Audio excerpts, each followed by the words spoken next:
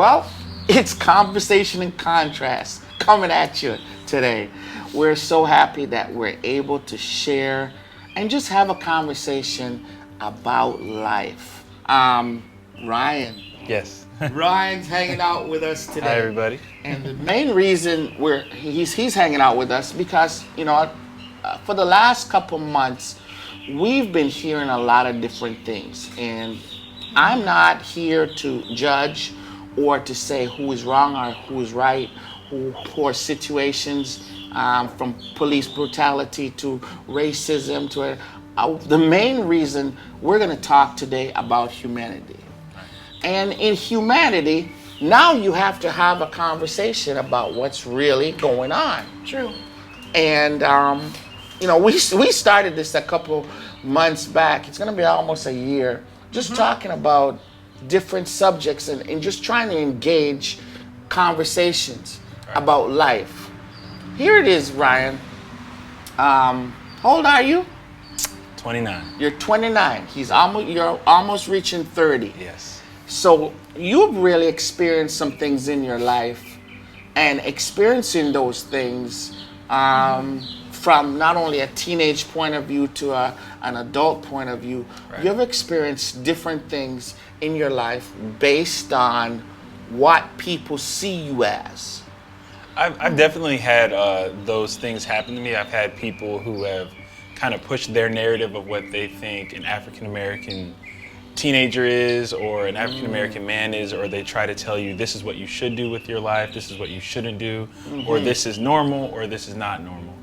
So I definitely have had people say those things or maybe spew their thoughts of what they think I should be onto myself. All right, so here it is. Why I'm even asking you this question because I need to be honest with everybody. Right. I never grew up in the United States. Right. I came from Jamaica. And so I'm negated from this conversation. Right. Really, Cindy is a white Norwegian American. Right. So she's negated from this conversation. Okay. But let's be honest. What is this big deal about people so focused on just profiling Black Americans? Right. I think it's rooted in pride. I think some people strive and they feed their pride and their ego when they can say, like, I have an economical or psychological edge over you because of your skin color. And I think it's also rooted in some parts of the history of our country where we went through slavery and Jim Crow and things of that nature. And some people who just can't seem to let the hate go for somebody else just because of the color of their skin or because of the status of their job. Because when we talk about humanity, like, there can also be people of the same culture or same race that hate on each other just for economical reasons. Like, I'm better than you because I drive a nicer car. So it goes from, it can go from a different race to a different race, but it also does happen between the same races as well. Now that brings up a real tough conversation that we need to have. Is there really racism in the white community? Have you ever seen white people being racist to each other? Well, my whole life growing up, I never heard it till I really moved to Florida. Okay. I know that. I mean, I'm talking a person looking just like you being racist towards another person. Well, I think that people look down on each other depending on where you grew up, what area of a town you grew up in, what your house looked like. I mean, obviously there are different levels of economics in people's lives. So technically, maybe they come in the town I grew up, there was a certain area that people that grew up in that area, they weren't as wealthy. All right. They didn't have as much. So it's basically the racism you see is between whites economically, not based on color. Yeah, well, the only thing I could say would be is if you had a really good suntan, you probably went to Florida on your spring break. Okay, there you go. That's the only other Gotcha. But now the rest of you sat home and went through winter. Exactly. But now, have you seen racism within the black community? That one race, I mean, black would be another against another black. Right. I've definitely seen it. I've seen it from the aspect of colorism, where, and I personally never subscribe to the light skin, dark skin debate or even the jokes, because I know that some people, they can joke around and they can leave it at a joking around level, but then there are kids or people that go home and they're like, man, I'm really like not supposed to be cute because, you know, light skin means like I can look like Chris Brown and look like a celebrity and be cute, versus, you know, if you're darker, then you're viewed as uglier or less than or aggressive. It ties. So the into blacker that. you are is the more aggressive you are. Is that what you're saying? That's the stereotype that I've heard. You know, like it even spews into, and this is something maybe people agree with or not agree with, like the funny joke that's going around about like black Nikes. If you wear like all black Air Forces, that means you're representing an aggressive demeanor, or that you represent violence. The shoes? Black shoes? Down to the shoes. And I believe it started with colorism, and colorism stretches amongst, because, you know, like there's black Hispanics, and even the strife between Cubans and, not Cubans, well, it does happen in the Cuban community, but Dominicans and Haitians, where Dominicans may be lighter, or they'll have somebody lighter in their family, but then the darker side gets treated as less than, or Haitians get treated as less than, even though they live on one island. So those are black people that are experiencing racism amongst each other because of a skin complexion. And so really, let's be honest, we're fighting this color barrier and this viewpoint not based on truth, which is humanity, but based on what we see. Now that to me is kind of weird, because now let's just be real. The reason George Floyd went through what he went through is not because he was a criminal or something. It's about a police officer misinterpreting what a human cry is. You tell me, if I grab your hand and I put something in it and start squeezing it, and you start screaming, there's something about what I hear of your response is now triggered inside of me to say, wait, I'm really hurting him. Don't you think? Let's just be honest. Yeah, it's a heart thing. I agree with you, and it's like what we were talking about earlier. If you want to take it to the spiritual aspect of it, I don't know if the officer is saved or not, but I do know that everybody deals with attacks from the enemy at times, and I don't know where his mind or his spirit was in that moment. But like you said, the humanity of somebody who does maybe have a relationship with Christ would be like, okay, maybe it's enough. Where I've already detained him, I don't need to do any more, and I hear his cries, and let me just humanize myself to say, all right, let me stay off of him for a second, or let me just put him in the back of the car, or whatever, however many ways it could have went.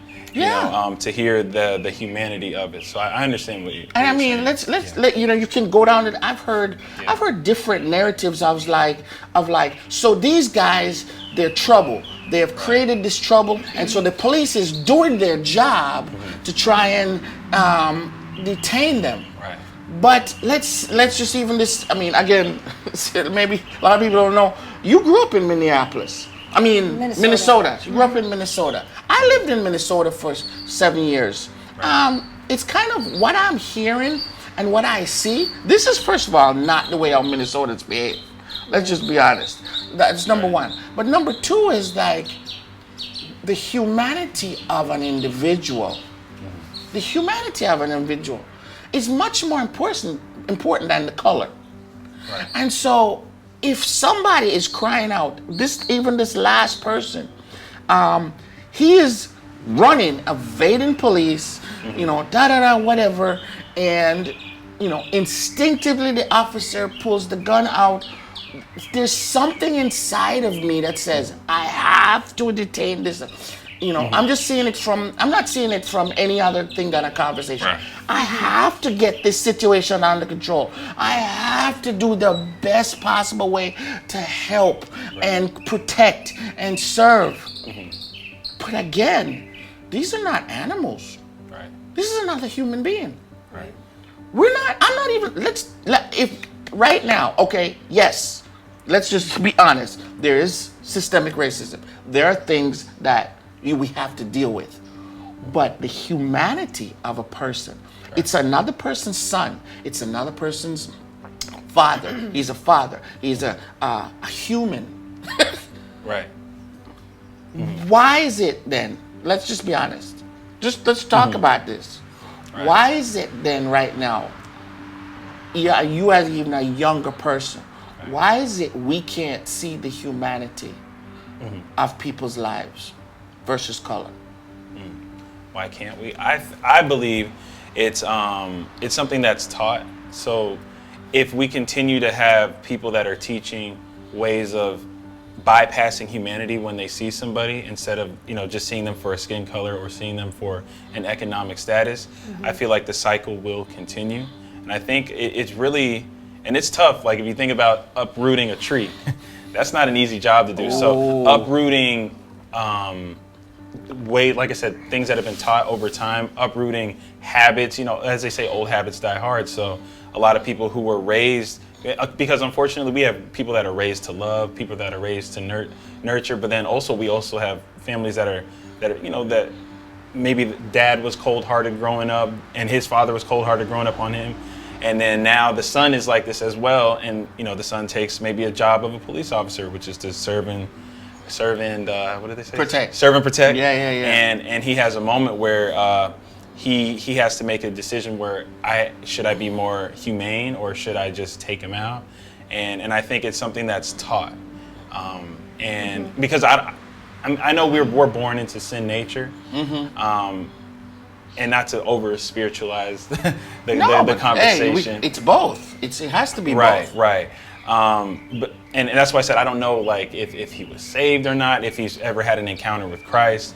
But I do know that Christ, being humane himself, would have maybe pumped the brakes and did what he was supposed to do. Arrest him, detain him, do what he had to do. If he had to maybe use some force, like because he's a big dude and maybe bigger or smaller, you maybe have to take him down or something like that. Right. To control the situation. But then to take a life, or then encourage other people.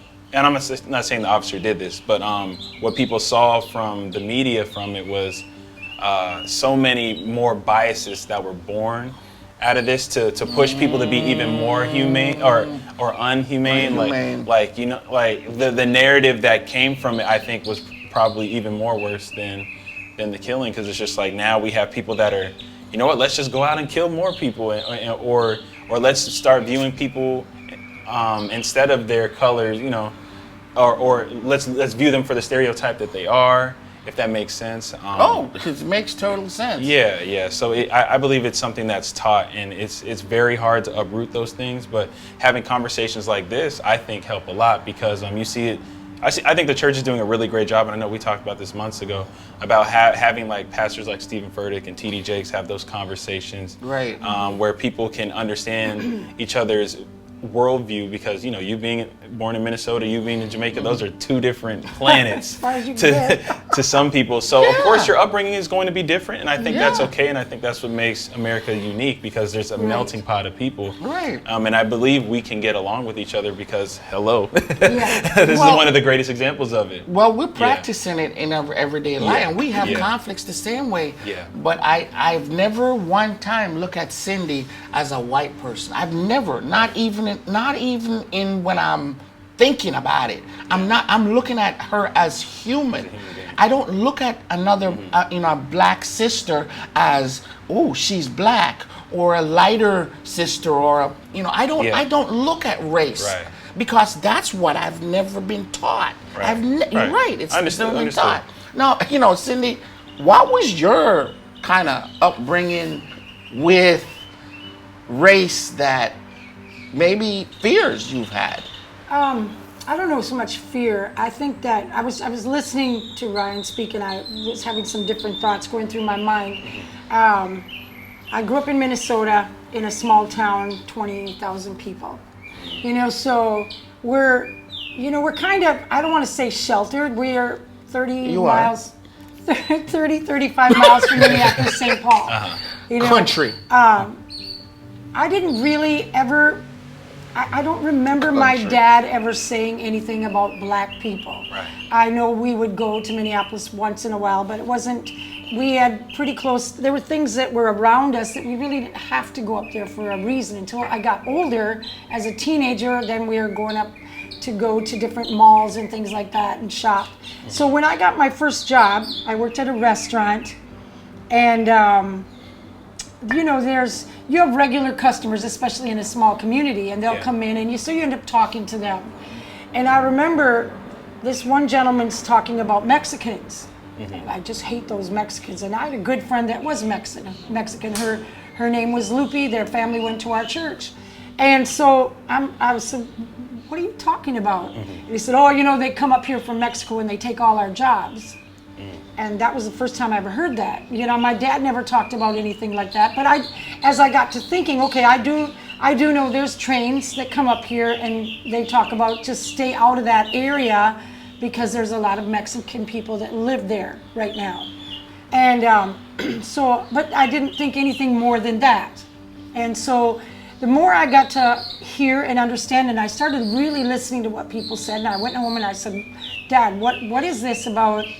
Why do people hate Mexicans in our town? Right. He said, well, because what happens is big corporations hire them, and they bring them up for the summer to work, and they come work the corn packs and the pea packs, and for all these huge companies, Green Giant, whatever, and they can hire them for way cheaper. And I said, wow. So the reason that people hate Mexicans is because big companies are hiring them for cheaper money. Right.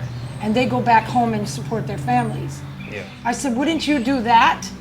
If we were in a poor country, wouldn't you try to get somewhere to make more money? And my dad was like, absolutely. So I began to have an understanding that we're hating somebody that's trying to survive. And for me, that, the way, because of my upbringing and, especially a good spiritual and stable upbringing, I began to go, wow, Yeah. So we had, as I got to be like a high schooler, we had one black family that moved into our town, and everybody loved them. That I knew. I mean, I didn't hear of anybody ever being hateful to them. That's really my only understanding until I actually moved to Louisiana to go to Bible college, and we were there for like a year and a half. And that is probably the first time I saw a hatred of, like they say, the North and the South. There were people that didn't like us because we were from up north. There were 4 of us girls. And that I really didn't understand that. And I had 2 really, really good friends that were Black Americans. And matter of fact, they helped us out when our van broke down. They helped us out and gave us rides to work and everything. And I came in to treat them for breakfast one morning at a restaurant I did part-time work at. And the woman that was there would not talk to them. And I Was that another black woman? No, that was a native Louisiana, like a Cajun person. Wouldn't talk to them To the because black, they were to the- dealing with you. To the black young people. Okay. And I just didn't understand. I mean, in my mind, being raised a different way and culturally, I don't know. I don't understand certain things, but it just bothered me so bad. Yeah. That this woman she was older. She was probably like in her late 50s, back then. And I just didn't understand her not, I don't even remember. I don't know if we actually got up and left. I can't remember what happened. Right. But I remember talking to them and saying, this hurts my heart that this lady's acting like this. Yeah. I've seen different situations since I've moved to Florida, and I really don't want to go into complete detail, but I've seen different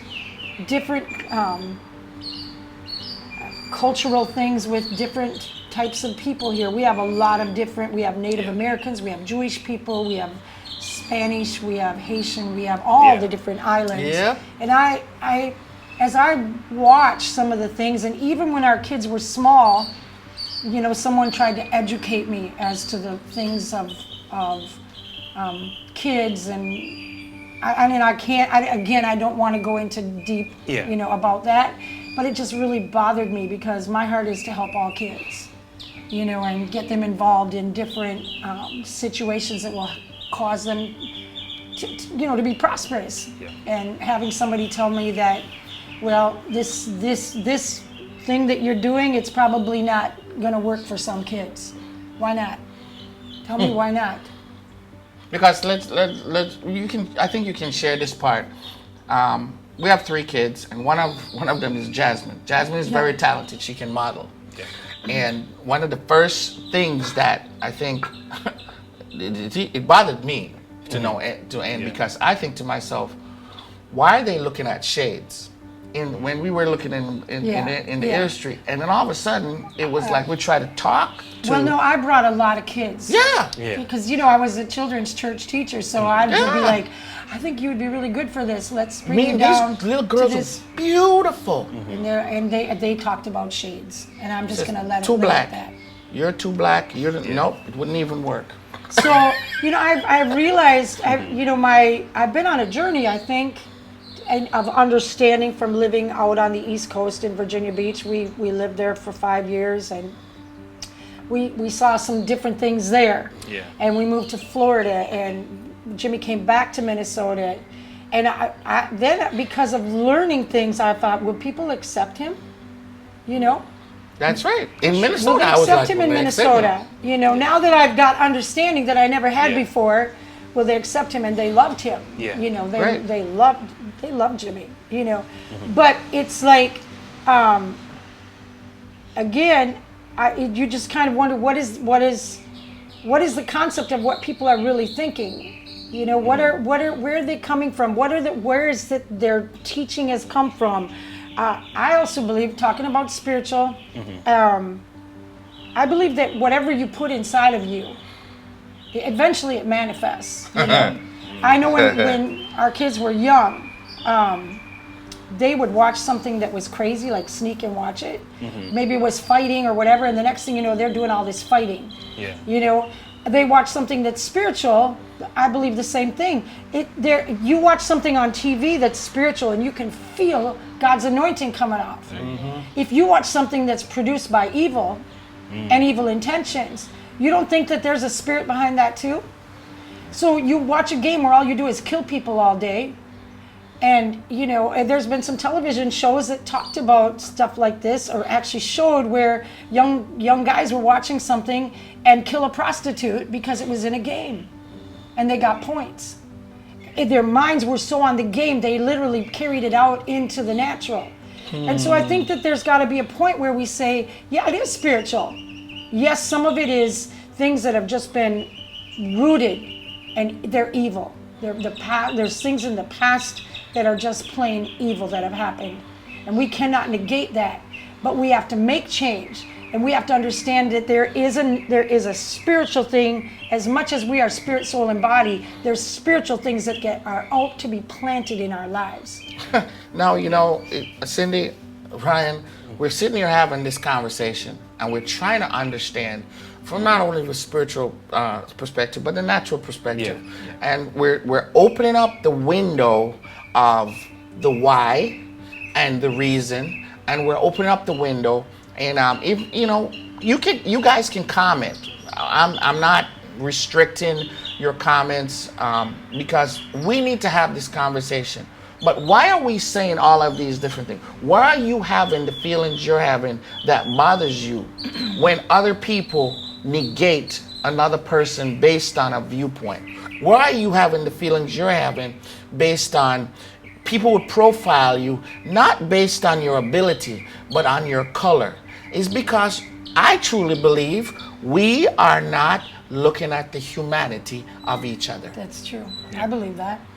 That's why we're having this conversation. Right. I have no idea. Let me tell you, I have no even reservation in my heart that this woman is the gift of God for me, based on not that she has blonde hair or blue eyes, or she has parts like a woman, okay? Just based on her humanity. Right. I looked at her and I looked at her heart. I looked at who she is as a person. We get this, you're a mixed couple. You like this, you prefer blondes, or you prefer that, or whatever. Let me tell you something. Take all of this off, whatever. Right. Put another housing on. I would still marry her. Right. I would still, because you know what? The inside of who she is as a person is much better than the viewpoint. Because here is this, it wouldn't last. It wouldn't last. We're 30 years plus going on married. Amazing. Brian? Yeah. 30 years plus. Guess what? Makeup wear off. Skin wrinkles. Skin wrinkles. Hair falls out.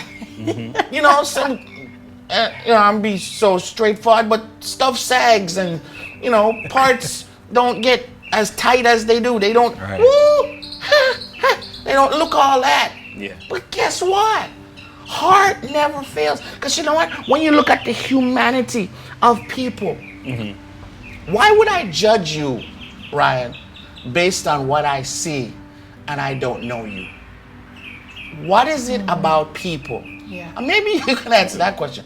Why do you think it is, as a young man, you see people, you walk into buildings, and people right away, so you're dressed in a suit, or you're dressed a certain way, blah, blah, blah, and they immediately judge you. They immediately judge you, not by your humanity, but they immediately judge you by your appearance. You can go to do a job, and if you had nappy head or dreadlocks and whatever, you immediately, no, this dude, whatever. Why do you think that is? I would say either fear, their fear, pride, or a power struggle.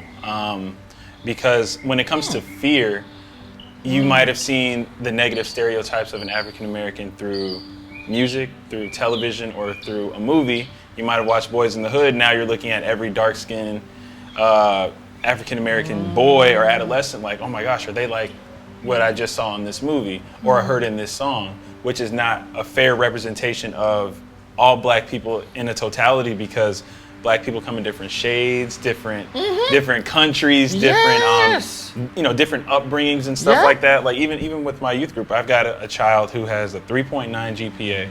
He's probably 6'2", and everybody always asks him, why don't you just play a sport? Why don't you just play a sport? But he has a passion for music.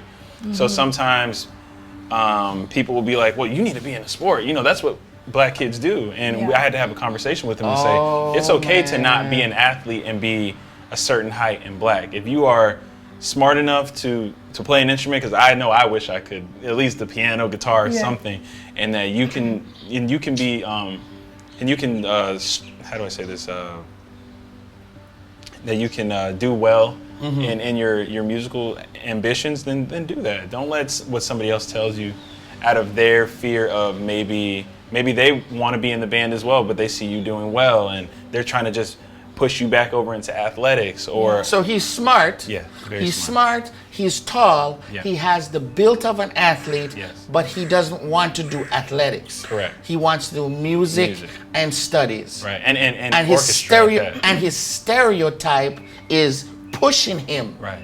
Yeah. To be so. There it is again. Another form of racism that's not embracing the humanity of a person. Because if you ask him what are your passions, he would say, I don't want to play football or basketball. I want to. He really wants to learn how to play the cello.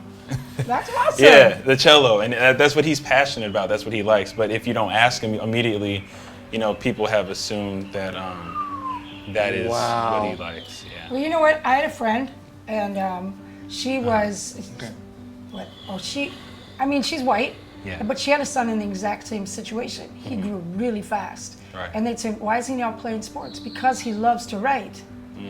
So it's fair to say that, anybody can go through those kind of situations. That it's not fair to those kids who are you know, they are stereotyped from the way they look. Yeah. Whether they're white, they're black, they're Spanish, whatever it might be, but their passion is for something different. And that as people, we have to build on that. Yeah. You know, I really thank you for coming today. I'm telling been great you. because I've learned something new again today. I know. And again, we want to honor you, Ryan, on every level of you sharing and being vulnerable with us and really enlightening a conversation that needs to continue. Because here's what I want to say in closing. We can't repeat. We cannot go where we came from into our future. Right. We cannot go through the Jim Crow and the slavery and the gator bait. Y'all, I learned this week. I was like, what? What do you mean? Right. The destruction of humanity. That's what we're talking about. Yeah. The hurting of, we can't go back to the Jewish Holocaust. Right. We can't go back to the ethnic cleansing. We can't go back to that. Or the Japanese that were put in camps just because they lived in America and they were Japanese. That's right. There's been things that we have done to people. I mean, you know, can you over the see? years. Yeah, can you see all these things? You know, you hear about Asian, Asian crimes now.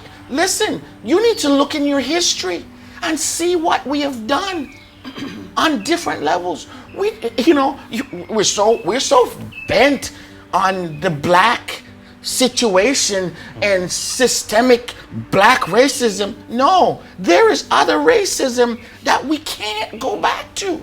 Right.